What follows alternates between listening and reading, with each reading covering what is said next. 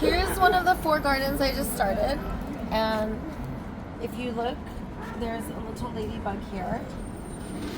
You did not see ladybugs or hummingbirds or butterflies here before, but now you do. This is milkweed, and it's the sole food source for monarch butterflies. We have a very big monarch butterfly population here, and milkweed is very important for them. This is corn, and it's gonna be like 20 feet high.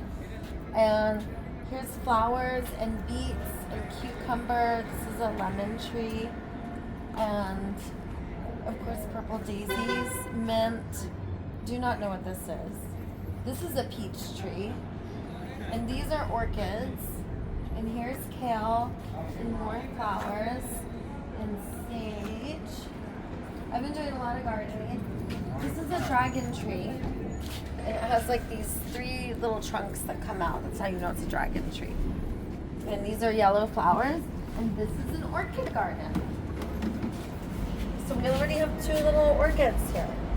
Wow. You're waiting for these guys to flower. Did you plant all these? I did. And we planted a tangerine tree today in front of the courthouse. I figure I've been talking about biodiversified food forests for so long that I may as well just start planting them instead of asking everyone else to do it. And I did it kind of without even thinking. Here's some seashells I collected. And I put little dried flowers and moss and try to make it mystical and beautiful. And sometimes people come and play with the seashells and the dried flowers, and they might take 1 or 2, and I just bring more. So I'm gonna start doing a lot more gardens, and my work got disrupted last week. On Wednesday, I got kidnapped by the bounty hunter for the love bomb threat, and thank goodness. Thank you, whoever Jill is. I love that goddess because she downloaded the video, put it on YouTube.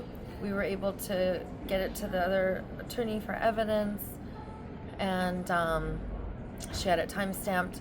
But what happened was, it was like 1.5 years ago, and they told me when I went to court that they are not going to charge me right now, but they could charge me anytime in the next 3 years. So I missed that court date, and I had bailed out for that charge. So they sent a bounty hunter after Daisy, and Daisy got kidnapped. A bounty hunter got you? Yeah, it made me realize a few things. So I'm glad it happened because it made me more wise. Like, I was able to identify in my body that I went through this acute trauma experience, and that I was flooded with adrenaline and cortisol. And I was able to also realize that it was poor people, addicted people, people acting out in the community harming people, or people acting out in their home for domestic violence. There was those 4 categories. And it was pretty much everyone there just needed love and resources. It was very stressful. And Daisy got bailed out again. And how long were you in for? 24 hours. Yeah, almost to the dot. In Santa Monica? They took Daisy all the way down to Orange County. So I was in Santa Ana. And then it took me 5 hours to come back on 1 bus and 3 trains. My friends had to raise $3,000 to bail me out. And I went to court, and the judge saw that I'm still in the full wraparound care program, and I had really good letters from my team, and the judge dissolved the restraining order with my kids. So there's no restraining order with my kids. Wow. And my oldest son told me he does not want to talk to me or have a relationship with me right now, and so did my 15-year-old. And that is normal with parental alienation. Anyone can Google it. It's very textbook. The caregivers alienate the other parent or caregiver, and then the kids don't want to see them and think bad. So my oldest is going to be 18 in 4 months. He can decide for himself. Then I think he'll, because right now I don't really feel like it's him deciding. I feel like it's just under the duress of not being in the approval of the caregivers. And I am sharing that as an update because kind of makes me feel peaceful. My daughter's only 9 and she can't really choose. However, I can continue to work on myself and create videos for my kids and for the caregivers to tell them how much I love them, because I don't have any bones to pick, certainly not. I just want to be able to co-parent and love my children with people who they're with. Obviously, my kids love them, so I'm not trying to take anyone away from anyone. And Daisy's going to be really patient, and my work's going to be continuing to see, you know, my mom is responsible for the 2 boys, so it's not even about forgiving my mom, but just offering her unconditional love and asking, please forgive me, and how do I help, and I'm sorry, and I love you. And that's been my work. And gardening has been helping with that. Also, I was supposed to go see urban forestry. And instead of seeing urban forestry, I went to go meet this bounty hunter guy, because my caseworker comes and sees me once or twice a week. And this guy tricked me. Where did the bounty hunter, where did he get you? All the way in East LA. So you went there to go meet him, thinking I'm going to get signed out, and no, he kidnapped me. So that was traumatizing. And it made me realize that I really do have to speak up for the vulnerable.